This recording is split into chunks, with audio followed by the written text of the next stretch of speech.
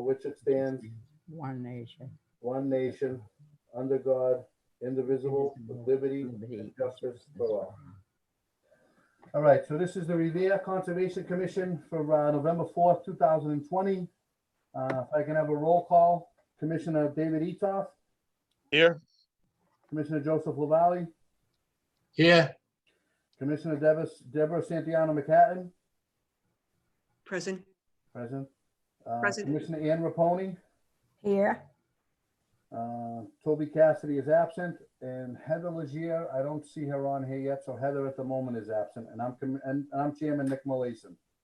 Do I have a motion for the approval of the minutes from October 7th, 2020? I'll make a motion to approve. David makes a motion. I have a second. Second. I'll second it. Seconded by Joel Lau. All in favor, say aye. Aye. All right, so I don't see, all right, Susan, okay, so the first item is number 3, to continue public hearing for 135 American Legion Highway for Amazon property. This is continued actually from September. So I know Susan's there. Susan, can you hear me? I can hear you. Am I Yeah, we can hear good to you go? now. Or Yeah, you're good to go. If you can give you a little presentation of how we change the plans around and what we're gonna do, we should be good. all right, so I'm gonna share my screen. Perfect, that's fine.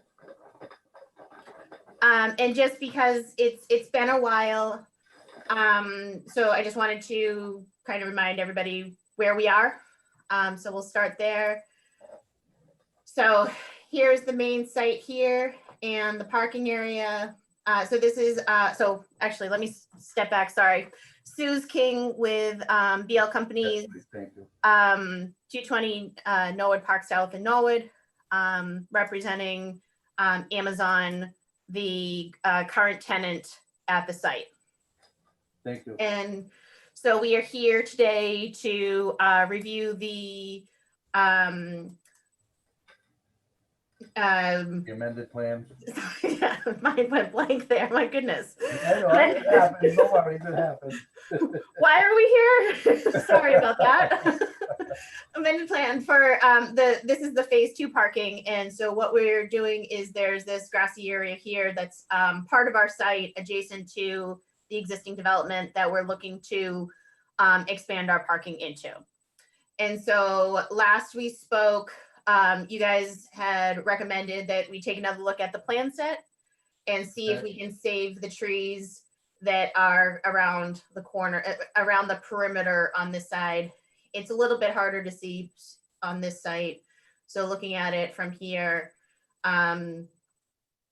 gives you that tree line that we're looking to preserve. Correct.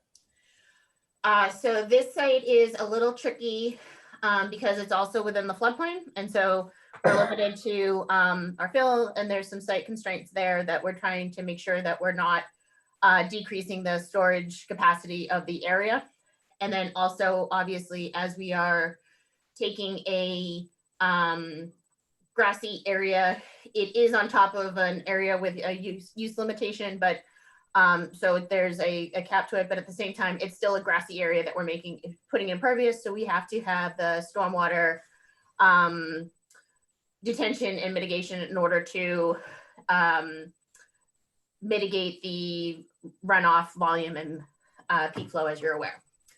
So as we looked to save the tree line around the edge, we were limited. Previously, we were trying to minimize the depth of what we were trying, where we were going to excavate to stay out of that, to stay within the cap area rather than going into the trash area. And in order, as we were moving things around, it was getting too deep.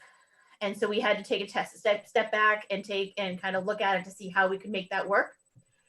And what we did is we decreased the number of parking stalls in this area by 12.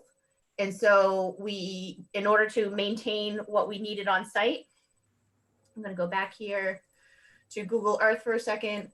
What we did is we were not utilizing this existing pavement that is currently striped for perpendicular standard parking on this side of the building. So what we did is we took took some stalls away from this area, and we're going to stripe on this side to allow the buffer vans that we don't typically use, that aren't on a daily use and are there for more on if a van breaks down and they need it as backup, we can store them on the side here in this existing parking area. So it allowed us to decrease how much pavement area we needed to put in this area here. So then what we came up with is a nice plan here. We were able to get rid of the underground chambers, and we were able to put the storage at the surface and have a typical sediment forebay and detention basin here. And so that, I think, hopefully makes you happier. It's, I think it's always preferable to see things on the surface rather than. You can see it better, and we can make sure it gets maintained properly. Exactly. Yep. And so there's a little bit of cut, so we're gonna put some, we're gonna have some fill here in order to balance the site a bit. And this is outside of the flood zone. So in order to balance, we're gonna have a bit of a berm here that will also block some of the view from the neighboring parcel to our site. But I will admit, it's also to our benefit to have a berm there. So we were able to match existing grade around here. There's 2 trees at the front here that are just at the edge of it. And so we went from pretty much taking out the whole thing to there's really just 2 trees here. And we would be putting back, sorry, where's my? So basically, that was our major concern, was all the trees. So you're keeping all the trees except for 2? Except for, we got it down to 2. Okay. I apologize, where's my landscaping plan? And you're still planting on some of these islands that are in the parking lot itself, or no? So these islands would just be the ground, the low ground shrubbery cover, and then we would have trees around the edge. And then I think these are smaller trees, large, taller shrubs along this property line here. Okay. Okay. Any of the commissioners have any questions for her? Yeah, Yeah, go ahead, Commissioner Nick. Lavalley. hi. That berm, it looks like you have an elevation of 12 feet at the highest crest. Oh, no, that's 18. Yeah. 19. Yep, So- so the flood zone is at around elevation 12 here. And so we're trying to stay out of that and basically creating a berm as, kind of what we can save as far as the cap, the clean fill on site. And the other question I have is if we could go back to the photograph, the actual, is this area right over here? Can you see my pointer? No, I wanted the other one. You want the The other aerial? picture? The aerial. Okay. Is this area here where the, I can't see Yeah, she can't your, see your well, near the pointer. railroad tracks, that little jag that goes, That's where the catch basins, where the stormwater management's gonna be along the track, correct? yep, so there's access for this to flow through here. And so we're maintaining that, yes. Okay. and why is that area a little bit where the parking area so denuded right there? So this, No, not there, up right there. Yeah, yeah, right so there. what happens is this parking area flows into this area here. So now this is going to continue flowing downhill into our basin here and then keep on going. Go right into the stream. Yep. And so right now there's a stormwater easement through here to allow their stormwater to flow through our site into, there's the swale that runs along the railroad tracks here. Okay. And so we're maintaining that path for them. Okay. Any other questions, Joe, or anybody else? Any other commissioners? I know I have someone in the audience that are going to allow to speak, but I want the commissioners to speak first. Yes, if I may, Sure. Yes. Sure. can you hear me, Nick? Yes, we can hear you. Was the original plan for these trees, were they all standard size trees. I heard you say that they are smaller trees. Initially, the original plan was for the trees to be all the same size. There's been a change made and they're not the same size. Some are shorter than others. So these are the evergreen, more of like the arborvitae type bushes, where these are more like flowering trees. This was more of a trying to create somewhat of an evergreen, Yeah. kind of fence, if you would, between the two. And then these are, ornamental trees around here. Sounds like it's a more attractive view here.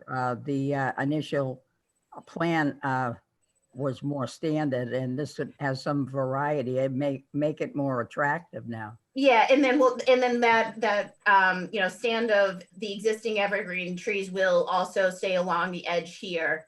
So you'll have, if you're looking from like going this way, you'll see that stand of trees, those mature trees that are staying per your recommendation.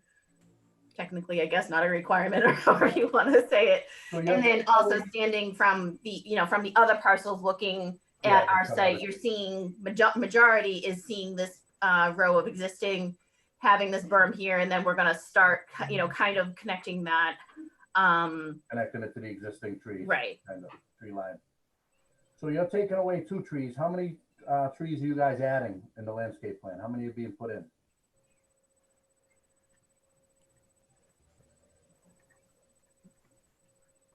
Thank you very much. 17 trees and 6 like arborvitae bushes type. Thank you very much. Thank Thank you, you. Commissioner Raponi. Any other commissioners have any questions? And I'm going to allow someone from the audience to speak. I get Mary Gandolfo. She's on the phone, not on video, but let me see if I can get her in here.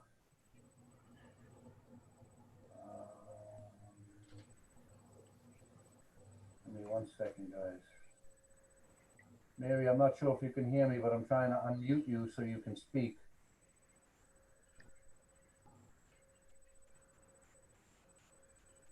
Ashley, I'm not sure if y'all listening, but. Yeah, I'm, Okay. she has to unmute. Oh, there she goes. Hi.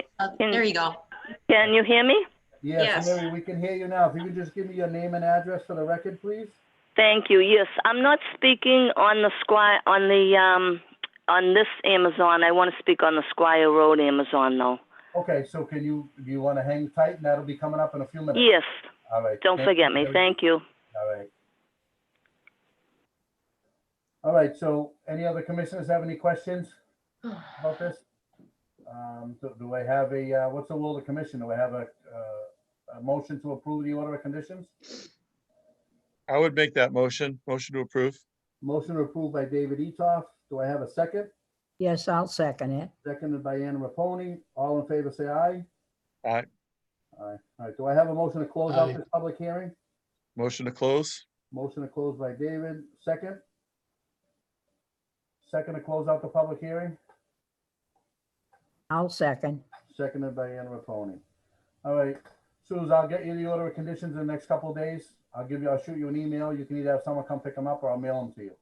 Okay, great. Thank you very much. And I think when I first got the, Save the Trees, it was a big task, but I think we ended up with a better product. So I think this I was want a to great. thank you for coming up with this task and saving most of these trees. It's, I know Deborah is very happy that you saved most of these trees as well as the rest of the commissioners. Yeah, and I Yeah. think everybody wins on this one. So Yeah, this exactly. is great. Plus, So- and you guys are using some underutilized property along the side. You can use that. And Yeah. that's terrific.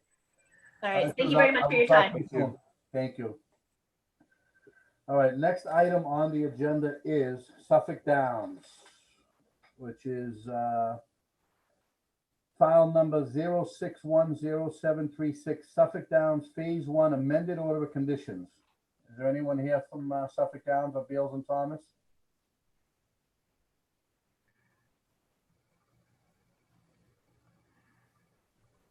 Mr. Chairman, this is Bob O'Brien, Director of Economic Development. I believe that Suffolk Downs has asked to continue this until Yeah, the, that's true. That's true too. Yeah, I'm sorry. It slipped my mind. We are continuing. So what I'm gonna do is open this, make a motion to open this public hearing, but then we're gonna continue it till next month. So do I have a motion to open this, public hearing? Make the motion. Motion made by David Etoff, seconded by, Excuse me, Nick, Yeah. I missed that. What are we opening? we're opening up the public hearing for Suffolk Downs. They want to amend their order of conditions for this Okay. phase one, but they asked me to continue it till next month, but we still need to open the public hearing tonight. And then people from this will know that it's continued until next month. So it's essentially a formality. Yeah, I'm just opening the public hearing as a formality, correct? Okay. Yep. Someone to second then? So I need a second for open the public hearing, Second, seconded by Joe Laval. And we're gonna continue this till the next meeting, which is December 2nd at 7 PM. So anyone that's watching that wants to talk about Suffolk Downs, we will be back on the agenda December 2nd at 7 PM. All right, next item on the agenda is a public hearing. Mass DEP file number, I'm not sure if it was issued yet, but I'll check tonight. It's a notice of intent for Ocean Avenue Transportation Stormwater Memorandum. I know we have Julie tomorrow and Bob O'Brien that want to speak. I'm not sure who wants to go first. But do I have a motion to open this public hearing? I'll make that motion. David's gonna be my first tonight. Motion to open this public hearing. Do I have David's a gonna second? push this meeting along. And I'll second it. Seconded by Ann Raponi. All right. I don't know who wants to speak first, Bob or Julie? Mr. Chairman, this is Bob O'Brien. I'm Director of Economic Development for the City of Revere. I live at 10 Ocean Avenue. I'd be more than happy to speak in support of your approval of this motion. The project before you is a Massworks project sponsored by the City of Revere for a DCR roadway, in this case, Ocean Avenue, particularly the first block of Ocean Avenue from the intersection of Ocean Avenue and Revere Beach Parkway to West Street. Massworks projects are typically sponsored to support local economic development, as well as to improve roadway and other infrastructure conditions in the area of this development. This is the second Massworks proposal that the city has sponsored in this area. The first being the one that involved work along Revere Beach Parkway in support of the redevelopment of the former Serratani's site. That project accomplished a number of very good things in terms of improved circulation and signalization on both the parkway on Winthrop Avenue.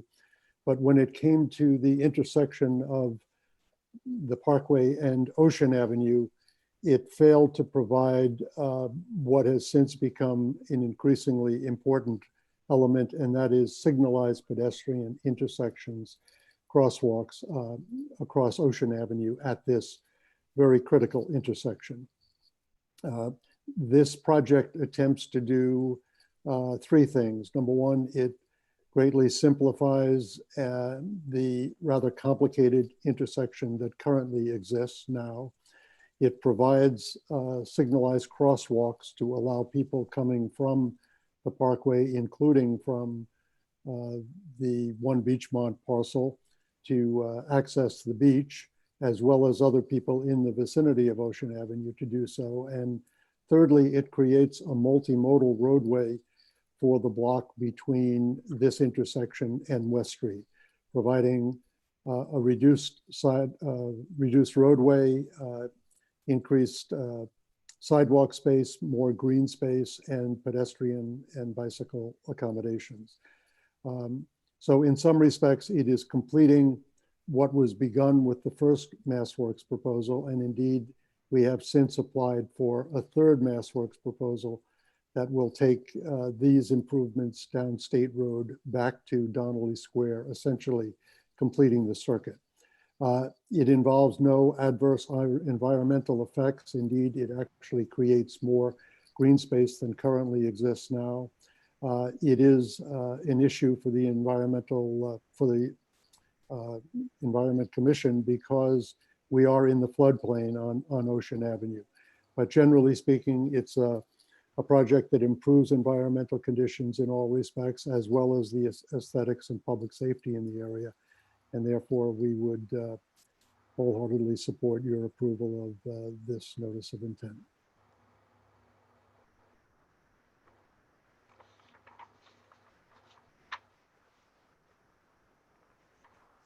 So I'm going to just support Bob on his comments regarding the connectivity that we are planning for this length of the corridor. Just in my work here with the city of transportation planning and transportation coordination, we do get a lot of complaints from, walkers and cyclists about the speed of the roadway. So it will be, the travel lane will be reduced from 4 to 2, but it's going to be a significant impact on the way that people will be able to travel throughout that corridor. You're going to have an increase of green space, less impervious pavement on the roadway. You're going to have some very nice aesthetic improvements as well as safe bicycle accommodation without parking being an issue along the corridor. So I think that this is a really good project. If we are to activate a grant for the other end of State Road all the way into Donnelly Square under the same Massworks funding source, will create a fully connected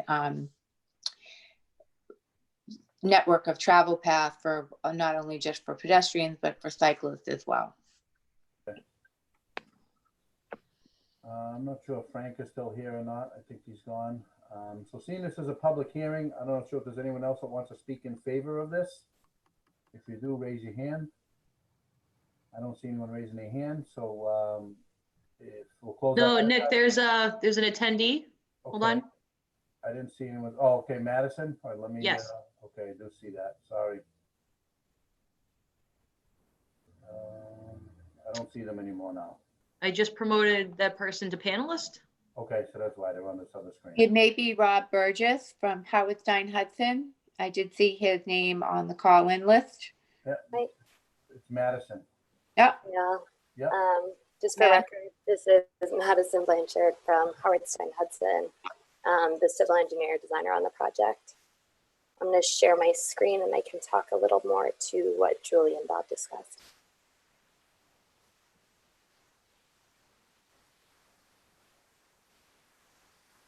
Can everyone see this? Not yet.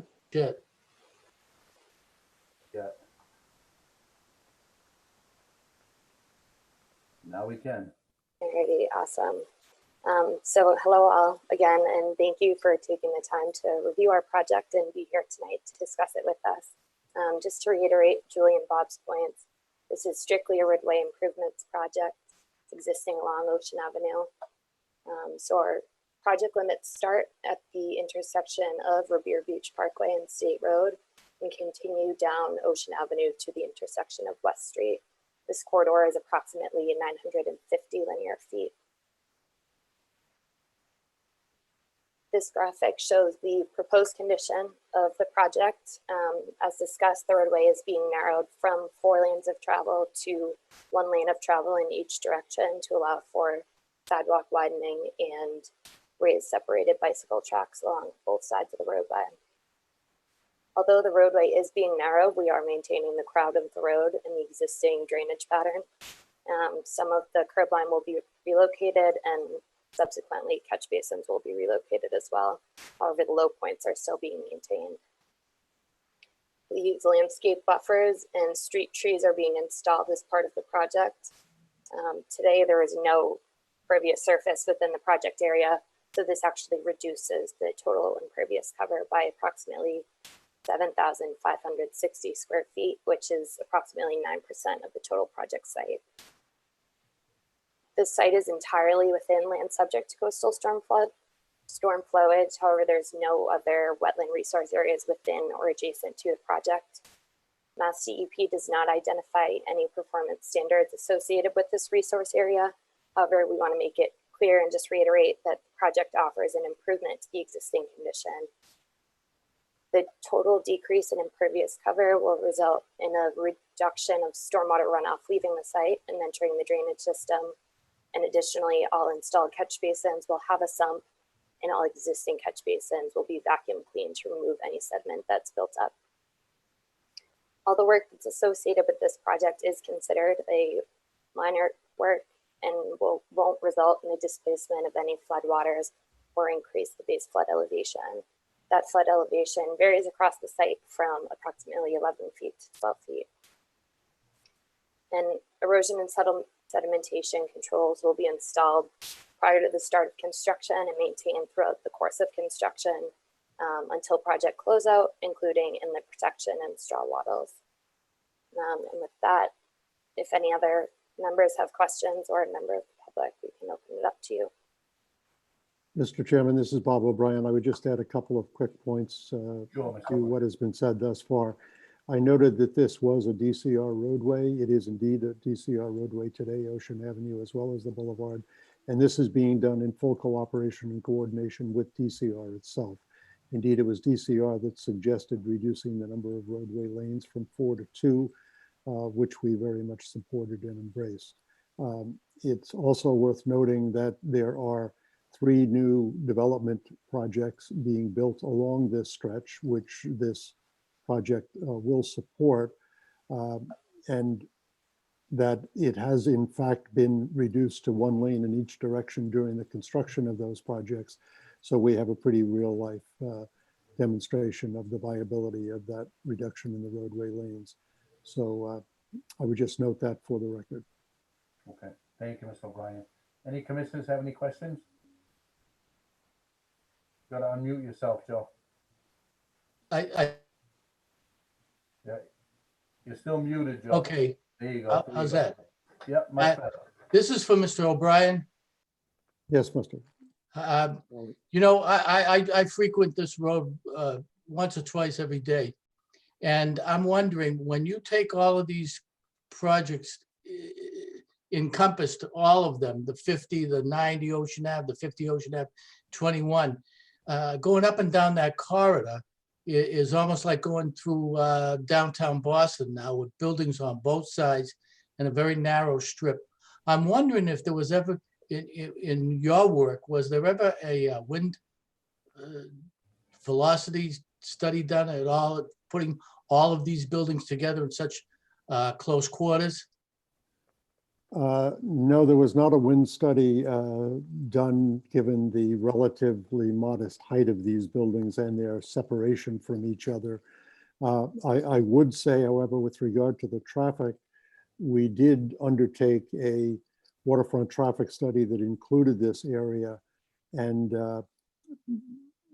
supported the reduction in the roadway lanes. Most of the traffic, virtually all of the traffic that passes by this way, is regional commuter traffic, particularly during the AM and PM peaks.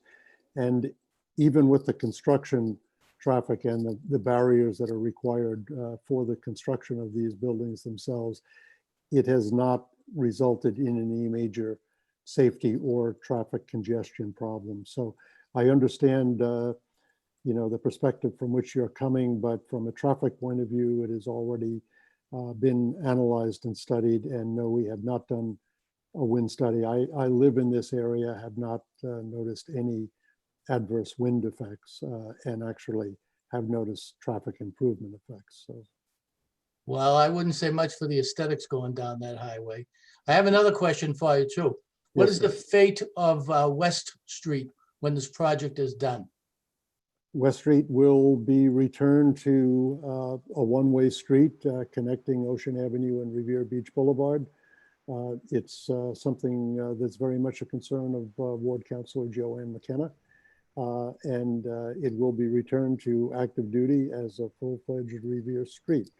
I might also add that at that end of the building, there is going to be a restaurant, so it will be considerably more active and attractive than it has been traditionally. As you undoubtedly know, this has been a vacant lot for many decades. Just refresh my memory. What's the direction? Are we going from the Boulevard to Ocean Ave or the other way? It's from the Boulevard to Ocean Avenue. Thank you. Any other commissioners have any questions? No? All right, so again, seeing that there's no more, anyone else wants to speak in favor of closing out that side of the hearing? Anyone want to speak against this project? Hearing and seeing none, we'll close out that side of the hearing. What is the will of the commission? Do I have a motion to approve this order of conditions? I'll make a motion to do so. Ann makes a motion to approve. Do I have a second? Yeah, I'll second. Seconded by Dave Etoff. All right. So Julie and Bob, I'm not sure if we got, if they issued a file number yet from Mass DEP, but once they do, I'll get you guys the order of conditions. So we can get to the next step of this. Thank you, Yeah. Mr. Chairman. We'll be going to bid on this fairly soon. Thank you very much. Thank you very much. Thank you, Thank Julie. you. Thank you. Do I have a motion just to close out that public hearing? I'll make the motion to close out. Motion by Dave. Do I have a second? Second. Seconded by Joe Laval. Okay. All right, next item on the agenda is a public hearing for notice of intent. Mass DEP file number, I'm not sure if it was issued yet. Last time I looked, it wasn't. It's the 565 Squire Road, which is the Amazon building. And I'm sure there's someone here from Beals and Thomas and possibly from Jerry D'Ambrosio's office. I see Larry is there. I guess Larry will have you speak first.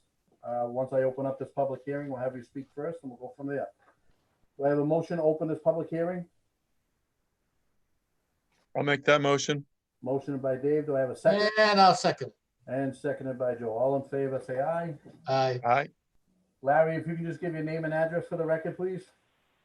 Sure. My name is Larry Beals. I'm with Beals Associates, and my business address is 2 Park Plaza, Boston, Massachusetts. Perfect. All right, if you can just tell us a little bit of what's going to happen here. Sure. Nick, is it okay if I share my screen? We have a Absolutely. PowerPoint. Absolutely, sir. Absolutely. Okay. So let me try to do that.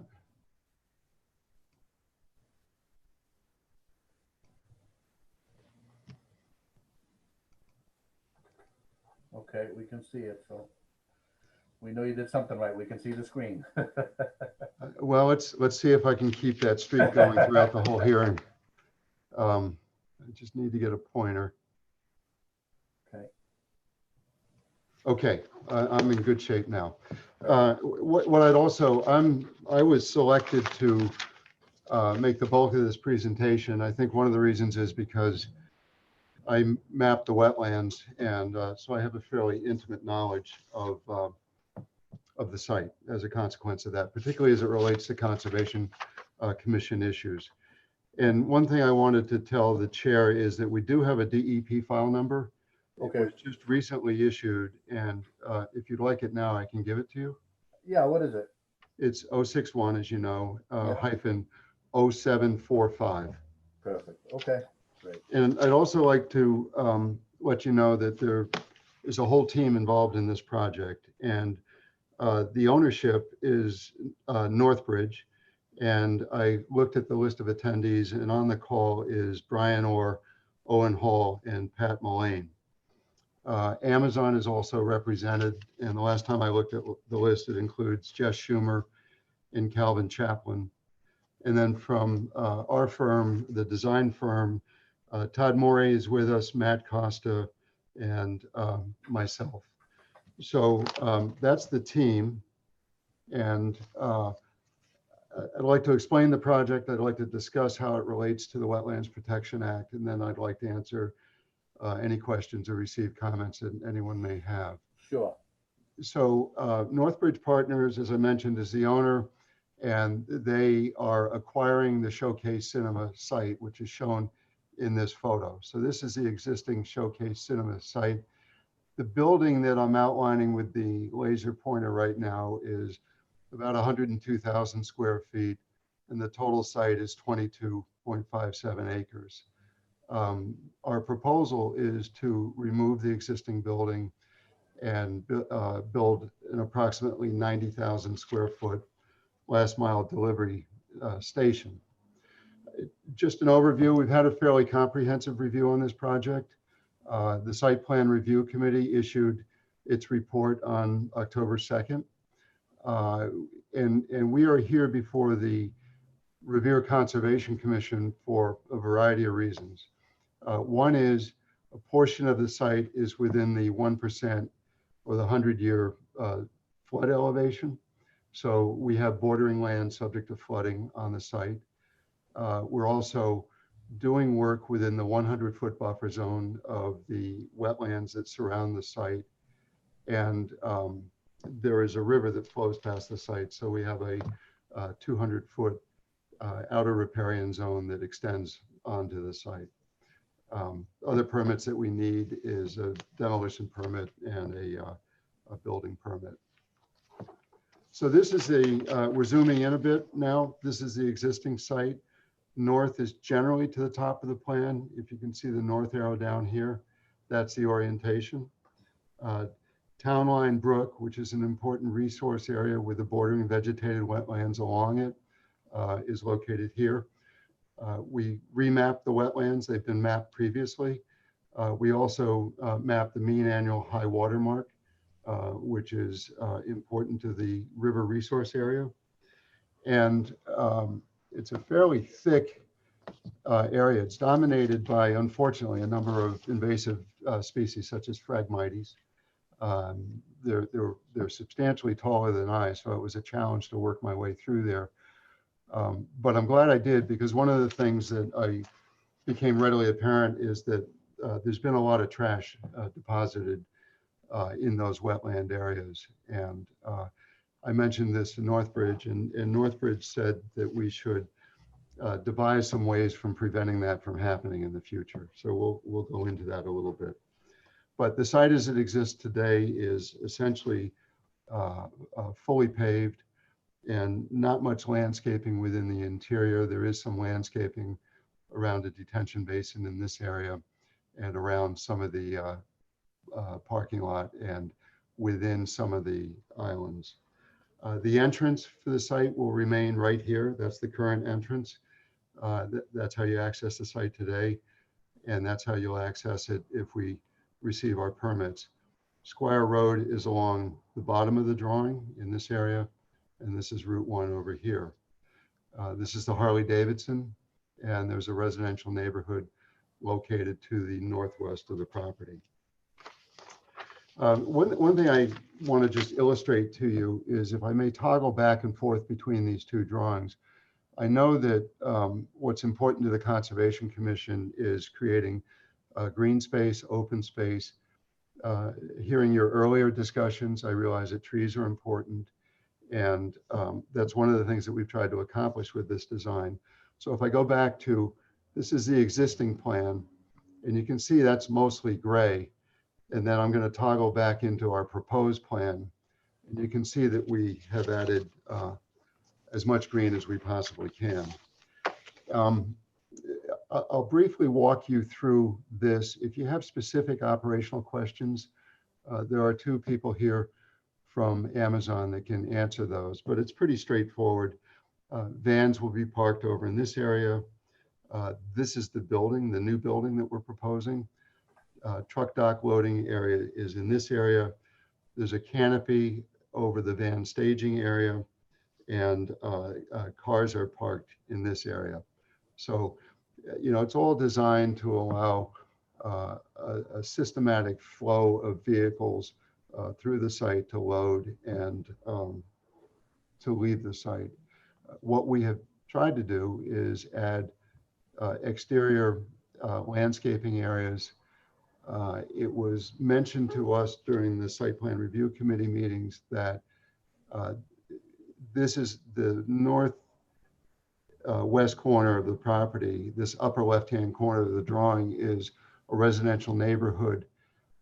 So we explained to the site plan review committee that this is an area where we had proposed berms and landscaping to buffer that area.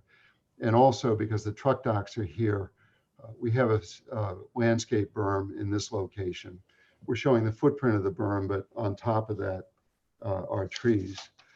I know from your earlier discussion, somebody will probably ask the question about, are we increasing the number of trees? So in an effort to preempt that, the statistics on this site is that we will be removing 128 trees And that's because they are in landscape islands, and because of the reconfiguration of the pavement, the building, it becomes necessary to remove them.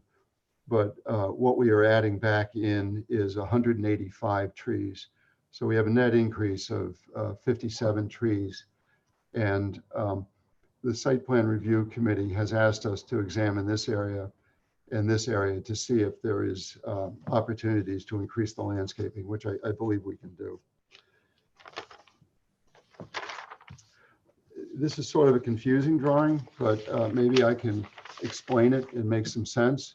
So the key points are over on this side, that the amount of the impervious surfaces within the 100-foot buffer zone is going to be reduced. So we are, there are 3.31 acres of impervious surface, and we're decreasing it to 2.47. And if you're good at math, you know that's about a 25% reduction as a result of the redevelopment of the site. I think an important factor also is that the impervious surfaces within the riverfront area are going to be reduced as well. So we're taking 5.85 acres of impervious surfaces and reducing them to 4.5 acres. So we've got about a 22% reduction. And then the compensatory flood storage has been provided on a foot per foot basis in the same general location. The way the site works now in terms of stormwater management is there's a drainage divide about in the middle of the site. So this half of the site flows to this pond. There's an outlet here, and it discharges to the Rumney Marsh, which is an area of critical environmental concern. So the benefit we have on a redevelopment is that we can build into the system redundant water quality units. So we've put the water quality units in series so that we can exceed the total suspended solids removal requirement, which is 80%. We exceed that. But to the greatest extent possible, we've tried to balance the stormwater runoff so that it mimics what's happening today. This side discharges to the marsh, and this side discharges into Town Line Brook, and it has the same water quality improvement structures put in line to improve the stormwater quality as it discharges. With Northbridge's encouragement, we are building a guide rail around the perimeter of the site. And in the areas where it borders the bordering vegetated wetlands, we're backing it with a chain link fence material. And the purpose of that is if you've ever watched windblown trash, it generally moves along the surface. And so we will intercept that at the perimeter of the parking lot. And it will be policed and picked up as frequently as need be. I would imagine there'll be a daily patrol when the facility begins, and we'll just have to gauge it. I think currently there may be more trash generated by the site due to the nature of the use. I think perhaps people leaving the theater may find it convenient to leave some litter behind because it seemed to be a lot of paper trash that I was finding in the wetlands. So we can mitigate that. And under one ownership with one tenant, it's much easier to control. So that's the key points. Nick, if it's okay with you, I'll turn it back to you, and we'll open it up for discussion and answer any questions anyone may have. Before you take your screen down, I was wondering if you could go back a couple slides. That one. Yeah, that one right there. So my concern looking at this, I mean, it seems I'm okay with what's on the, we'll just west and what's on the sort of east or southeast corner, but that parking area that's on the very top that appears to be abutting wetlands, that seems to be really tight margins to the marsh itself. Could you talk a little bit about the elevation there? Is that after you leave that parking spot? I haven't gone back that far to see like what is that dropping down into the wetlands, into the marsh? You know, I'm actually glad you asked that question because it's a pretty interesting environment back there. And I found it perplexing until I figured it out. But this is the way it's configured now. And we're not changing it horizontally or vertically very much.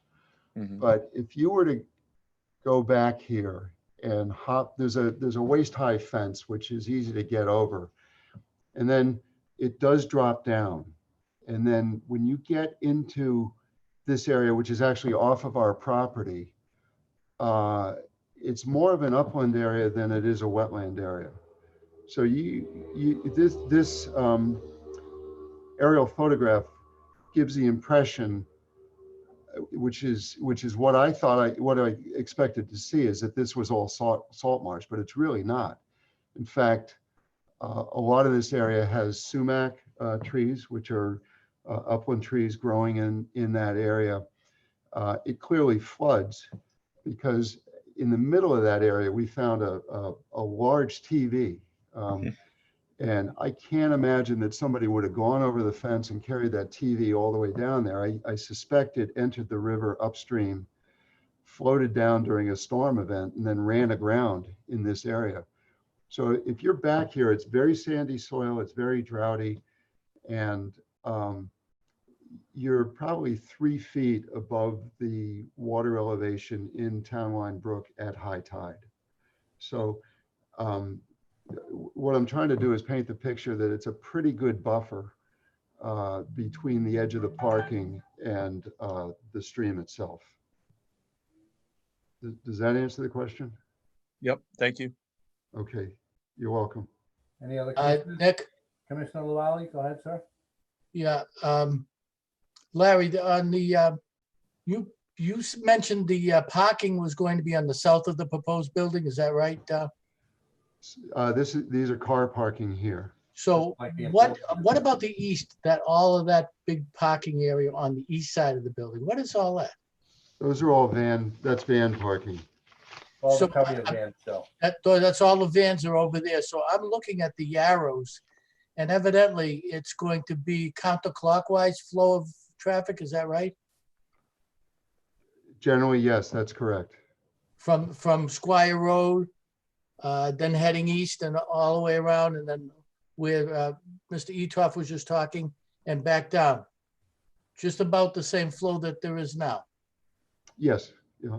Yeah. You know, I was on the commission when this when the cinema was proposed, and one of the things that was talked about was flow of traffic, and of course there was a worry that a lot of cars would be leaving at particular times when movies broke. That never manifested itself at all to be an issue.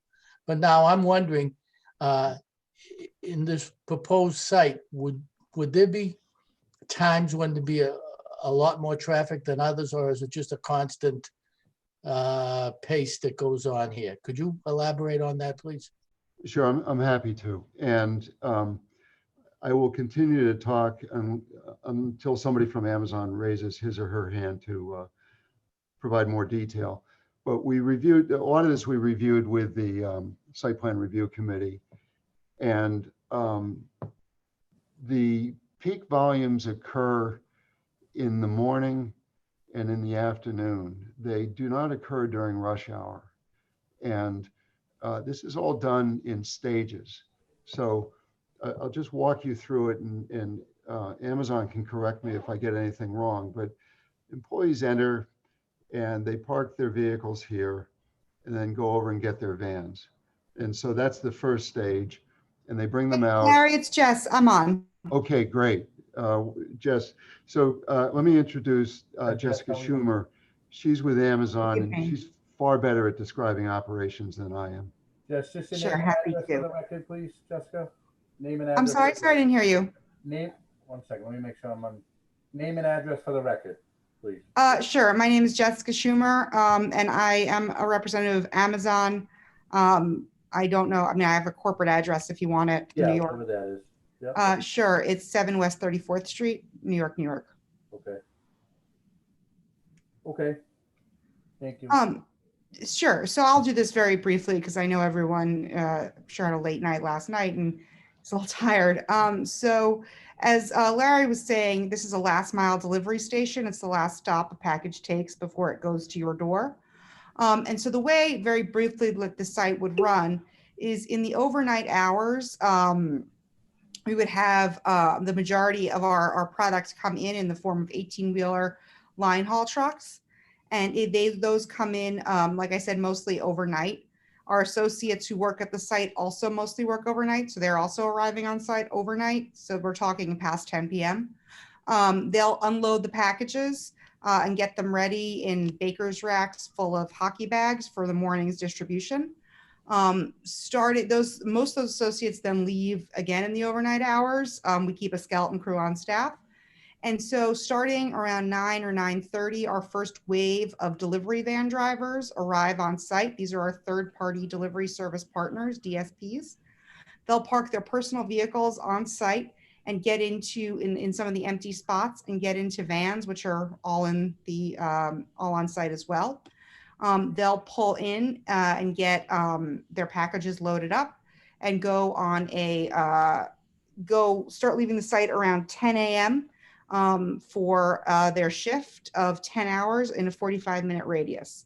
I believe at this site, I don't know if we have the color-coded version, but I think we've had between 20 and 30 vans leaving every 20 to 30 minutes, but I'll double check that for you.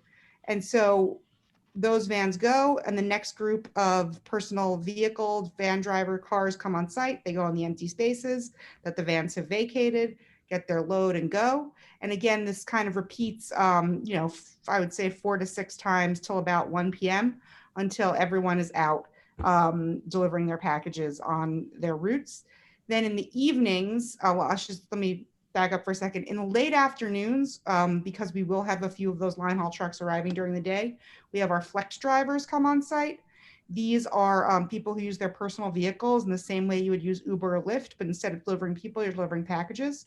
So they come on site in the late afternoon, pick up their packages, and then head out to deliver them. They do not return to the site unless they have an undeliverable package.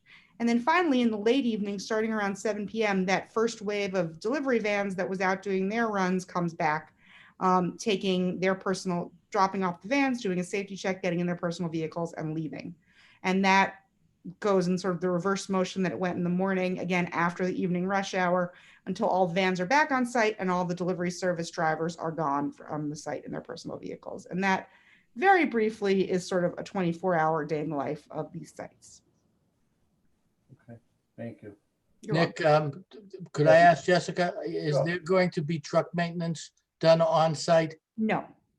There will be, for example, if a van has a flat tire or needs a tire change, we might do that on site, but the fueling and maintenance are all done off site.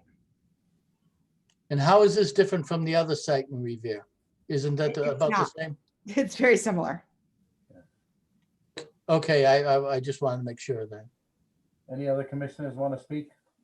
Have any questions?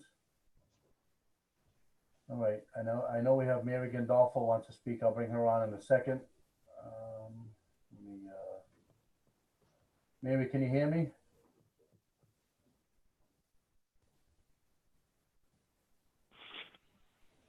Hi, yes, I can hear you. Thank you. Hi, Mary. How are you? Good. How are you tonight? Good. So I know I don't know if you're speaking in favor or against, but I want to get you on to speak. Well, I'm more or less speaking against. Okay. Okay, I guess I should say I am speaking against.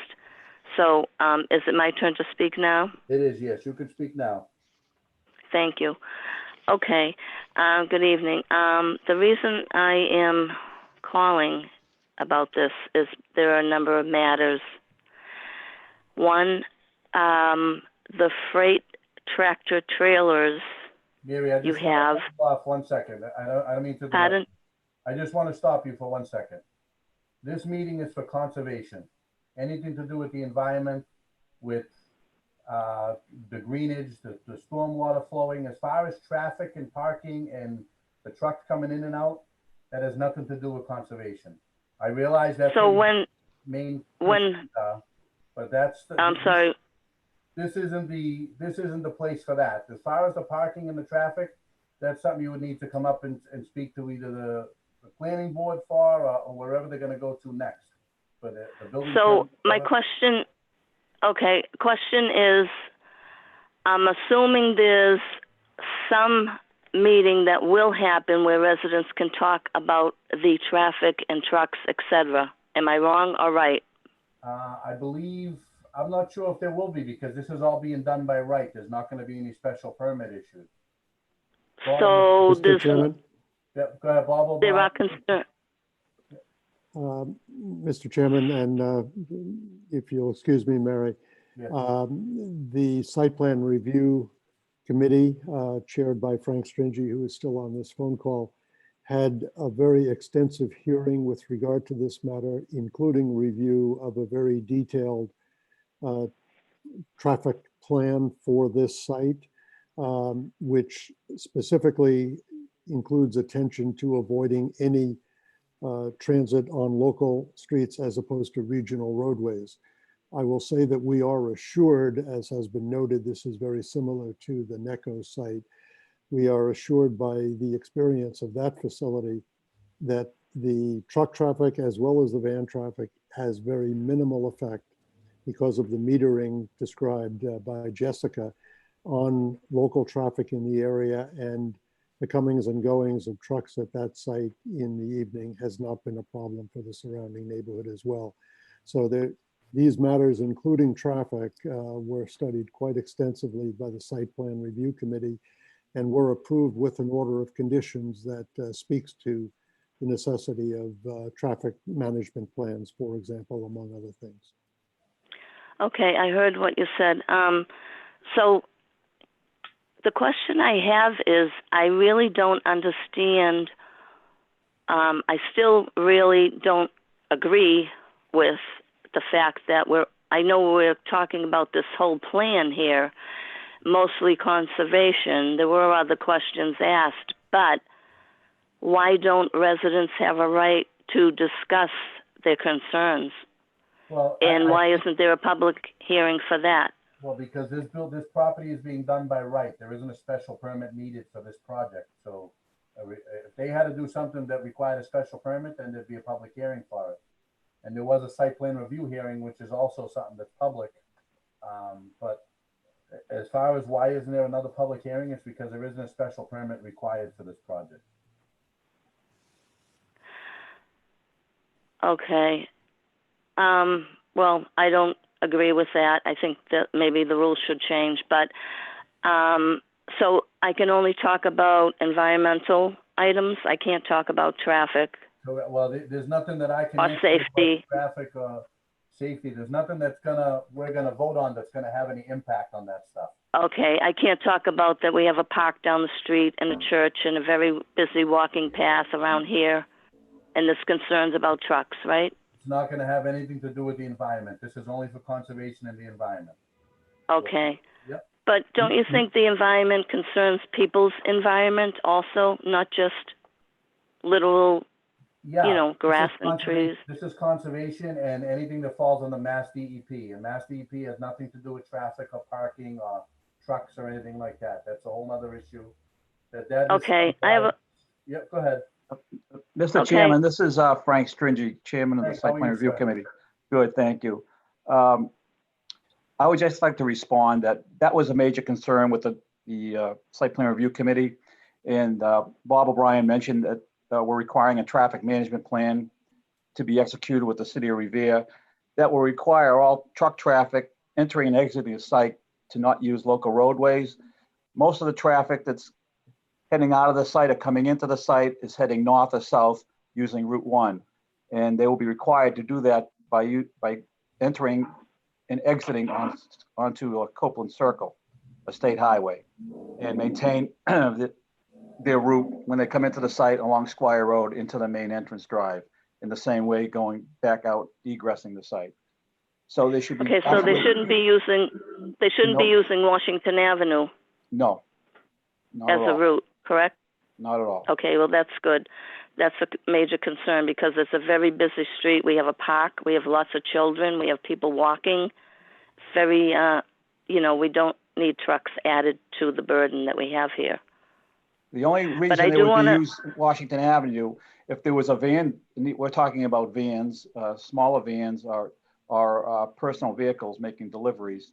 If there was a delivery, a local delivery within Revere, that they had to use Washington Avenue. But most of the deliveries coming out of the site are going to be heading north and south via Route 1. Okay, and I would assume that in this day and age, technology could help them create a maybe 1 or 2 trips at all around here if they need to go up Washington Ave a day, because technology can tell them where the deliveries are that wouldn't be necessary for multiple vans to come up the street. Yes. I would assume that's easy enough for them to do with all the high technology they would have. But I do have a concern about the Sumac trees. I hope you're keeping them on the site. They're beautiful and ancient. Yeah, that would be a question for Larry. I believe we're taking out most of the trees, but all the ones No. on the island. No, the sumac trees that I referred to are located in this area, that sandy delta that I talked about. Yeah, you're not next- taking those trees away. Yeah, well, that's actually off our property. Okay. So this purple line is the property. So you probably see the sumac trees down in here turning red in the fall. Those all remain. Right. We're not going to do anything to Yeah, those. that's off your site. Okay. Okay, so you're leaving those sumac trees there, right? Yeah, Yes. it's not on Yes. their property, Mary, so they're not touching them. Okay, good. Yep. Okay, all right, that's good. Now, can I ask about, there's a bus stop outside of the area right on Squire Road. That needs to stay there. It's an MBTA bus stop that's heavily used. Yeah, I don't think that's leaving. That's staying. The bus stop is staying on Squire Road. That's correct. Okay. Yep. All right. That was my concern. Those were my concerns, and I had more to say, but I won't because it's not a part of this. But I think there should be, I think the city needs to start having some different hearings that really go beyond just, you know, this, what they're doing here, because you're really cutting out residents who live in the area from being able to discuss it, and it's not right. It really isn't right at all. Okay, so I just wanted to mention that. Thank you. Thank you. Good night. Good night.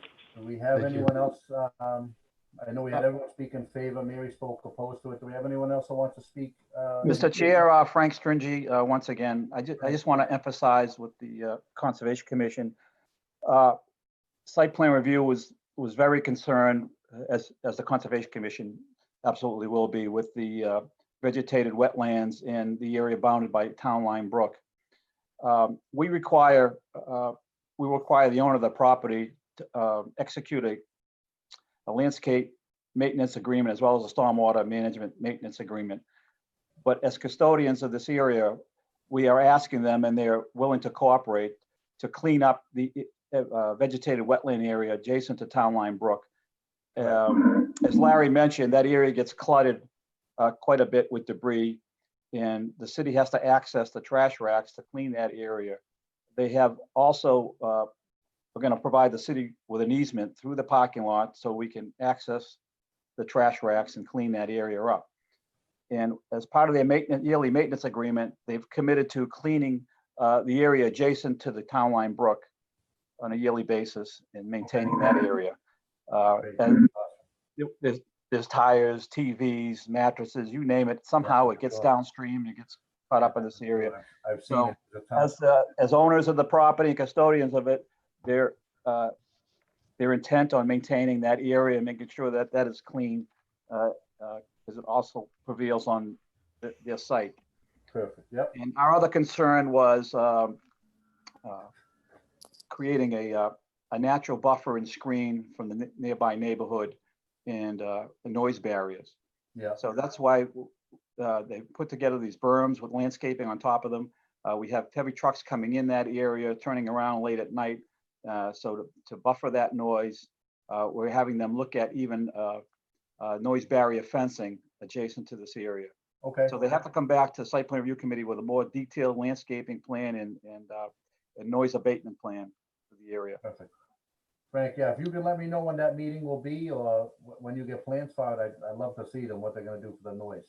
Just so I can, Okay, yeah, we'll send you an invite to the Zoom meeting once they come back with their, perfect. and present their final landscaping plan. All right, thank you very much. Mr. Chairman, this is Bob O'Brien, Director of Bob. Economic Development, 10 Ocean Avenue in Revere. I want to stand in support of your approval and particularly commend the Site Plan Review Committee for the thoroughness of the hearing which they held on all aspects of this project, but specifically including issues involving the wetlands and uplands that surround this property. In that regard, I would also commend Northbridge Partners, the owner of this property, the new owner of this property, as well as Amazon and its development team, specifically including Beals and Thomas. They have been extremely forthcoming with the city and very responsive to the suggestions, observations, and requirements of the Site Plan Review Committee. Even though this is being done as of right, it was done in a very thoughtful way. And with regard to Mary's question about traffic, which I understand is not the purview of this commission, I just want to say for the record that it was clearly established that the traffic impact of this facility is considerably less than the operation of the Showcase Cinema on this site heretofore. So I think in every respect, Site Plan Review and the committee have been very circumspect about this project. And we have the assurance based on a previously successful NECO operation that this will be extremely responsible in terms of its environmental impact. And we would urge your support and of course, invite you to the continued hearings of Site Plan Review. But I think everyone that has been a part of this process is to be commended for the manner in which they have approached it. Great, thank you, Mr. O'Brien. Anyone else want to speak? I just want Sure. a clarification on something, Nick. Sure, Commissioner. Yeah. I forgot his name, the gentleman who's speaking on behalf of Amazon. Larry? Larry, thank you. Larry Beals. Larry, so just to clarify now, the main area of drainage for the southeast side is going to be where the water goes down in that berm, in that ditch area along the roadway, right in there. That's still going to be the main drainage? Yes, we to the greatest extent that we could, we maintained all the development within the area that was originally developed or less. We kept the grades plus or minus a foot to the existing grades today. And then we managed the runoff patterns basically in the same direction as they are today. So nothing is changing down here.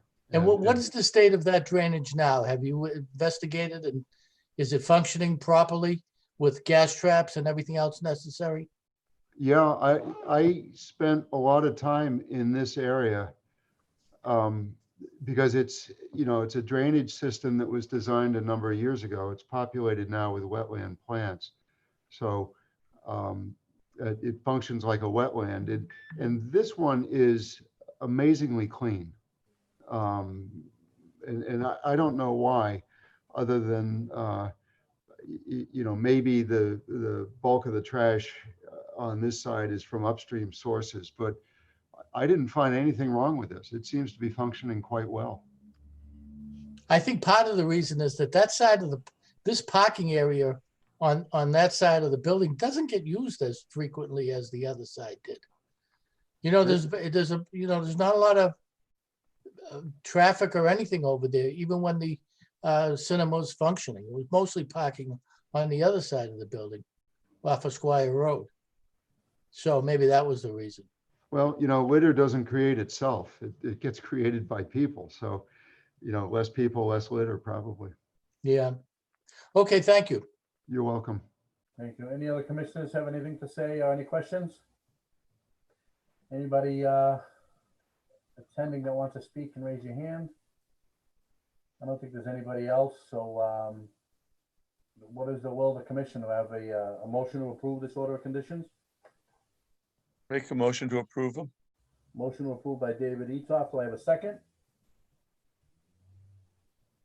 I'll second. Seconded by Ann Raponi. All in favor, say aye. Aye.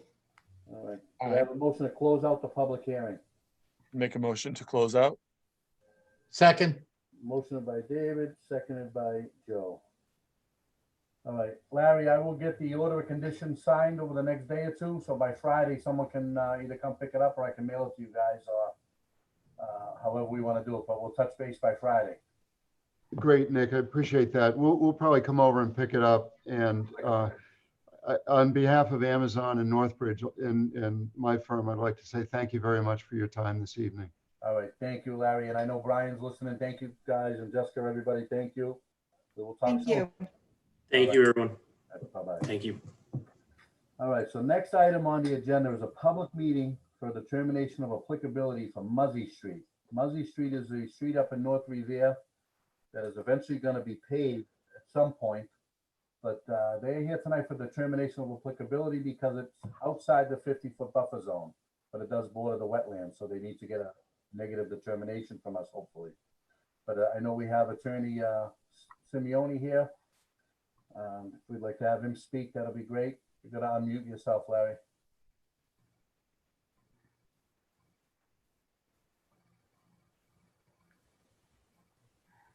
Ask to unmute, let's see.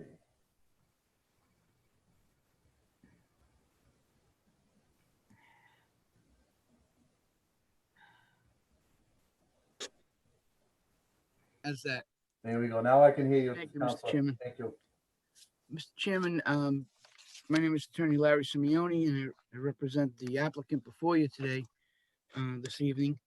And the applicant has filed with this honorable commission request for determination of applicability in accordance with the statute 131, section 40.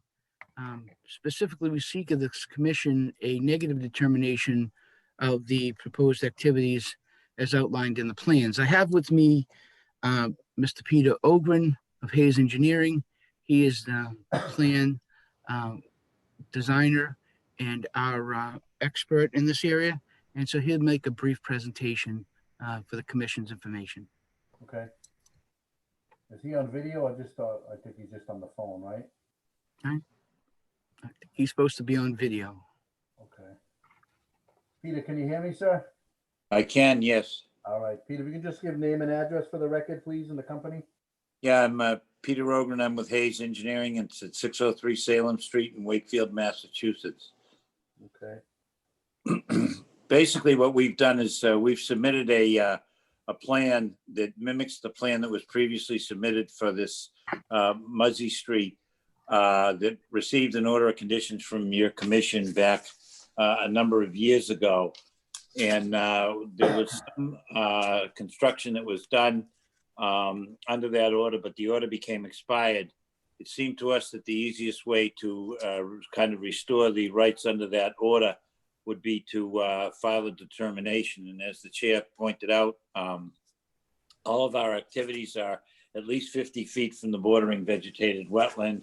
And we've actually added some enhancements to the plan over what was in effect at the time the original order was issued. So what we would hope is that the commission would determine that there are areas that are under your jurisdiction, but they will have no effect because they're as previously approved.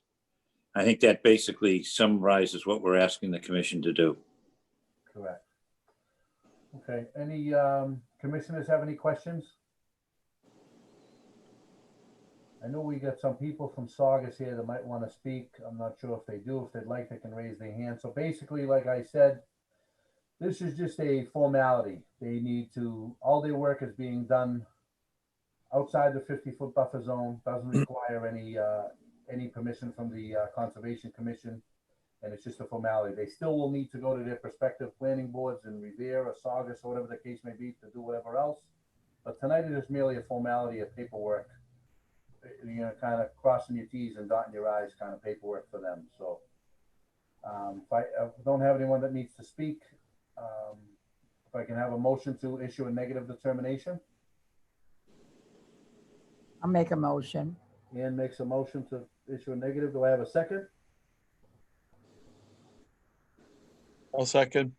Seconded by David Etoff. All in favor? Aye. Say aye. Aye. All right, so Larry, I know, I will get you this negative determination by Friday. I gotta get it signed by my commissioners, and, you know, I'm right in Revere, so someone can come pick it up if they want, or I can mail it to you. Whatever. We'll pick it up, Mr. Chairman, if All that's right, okay with you. I will give you a call once it's all signed. Thank you very much, Mr. All Chairman. right, thank you. Thank you very much for your time. All right, thank you, Peter. Have a great night. Yep, you too. Do I have a motion to adjourn? That is it for the meeting tonight.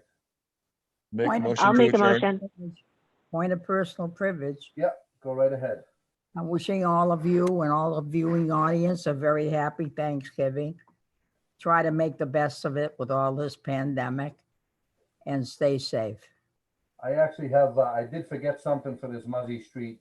Councilor Serino did send me a letter in. And he had a scheduling conflict, so he couldn't make it here. So I want to read this letter if we could. So it's, dear Mr. Chairman and honorable members of the Conservation Commission. I apologize for not being able to attend tonight's meeting due to a scheduling conflict, but I wanted to submit comments to relative to the agenda item number 7. At the onset, as ward council, I want to convey to the attendees of tonight's meeting and to the residents of North Revere that I remain steadfast that until an agreement is reached between the town of Saugus and the city of Revere for Route 1 access to the site, I am totally opposed to Muzzy Street, Revere, connecting to Eustace Street and Saugus connection for the purposes of development on the Caddy Farm site. My position from last winter has not changed. However, these matters are matters for the planning boards of Revere and Saugus, not our Conservation Commission. Tonight, the Conservation Commission is considering a request for determination of applicability application relative to paving and drainage work proposed on Muzzy Street. The Conservation Commission is dealing in a matter of facts. And as such, this is simply a procedural move. This honorable body in its findings is not granting permission to the applicant to pave Muzzy Street. Rather, given the matter and verifying that any proposed paving of Muzzy Street does not rise to the threshold of an order of conditions or an act of the Conservation Commission. For those who oppose to the further redefining of Muzzy Street for the purposes of development at Caddy Farm site without Route 1 access, we must continue to advocate before the appropriate bodies, including Revere Planning Board, the Saugus Planning Board, to push Revere, Saugus, and Caddy Farm to the same page. Thank you for your consideration, Councilor Rick Serino for Ward 6. So that was just his letter, just pretty much noting that tonight was just a procedural meeting and to still speak in favor of, to speak against the project at the moment, for not until we have a connection with Route 1, but he is in favor of issuing the negative determination. So again, that is it. And Councilor Simeone, I will talk to you by the end of the week. Thank you very much, Mr. Chairman. Thank you, members, and also have a good holiday. All right, and Ann, and thank you, Ann, for personal privileges. Wishing everyone a happy Thanksgiving. Happy Thanksgiving to everybody, and have a be safe. Happy Thanksgiving. See you next month. Thank you, everybody. Thank you.